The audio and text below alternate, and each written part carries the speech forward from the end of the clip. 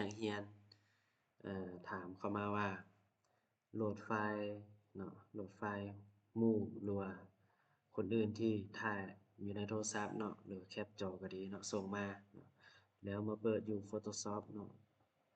พอมาเปิดแล้วปึ๊บมันบ่ได้เนาะมันขึ้นแบบนี้บ่สามารถเปิดไฟล์ได้เนาะวิธีแก้ไขเฮ็ดแนวใดเนาะก่อนอื่นเนาะให้เราเปิด Google Chrome ขึ้นมาเนาะแล้วพิมพ์คำว่า convert image to JPEG เนาะ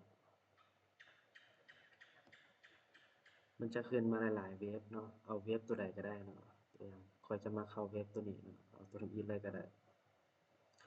แล้วก็กดใส่ source file เนาะแล้วก็ไปเลือกไฟล์รูปที่เราต้องการเนาะกด open ไปถ้ามันอัปโหลดเนาะมันอัปโหลดแล้วปึ๊บมันจะขึ้นคำว่า start เนาะกดปุ่ม start ปึ๊บเนาะหลังจากนั้นก็ท่ามัน convert เนาะมัน convert แล้วเนาะมันจะขึ้นหน้าตัวนี้เนาะมันจะมีคำว่าดาวน์โหลดเนาะเราก็กดปุ่มดาวน์โหลดใส่ปึ๊บถ้าดาวน์โหลดเบิดหนึ่งสังเกตเนาะมันดาวน์โหลดแล้วปึ๊บบัดนี้เราไปเปิด Photoshop เนาะดับเบิลคลิกไปเอาอยู่ดาวน์โหลดเนาะโฟลเดอร์ดาวน์โหลดนี่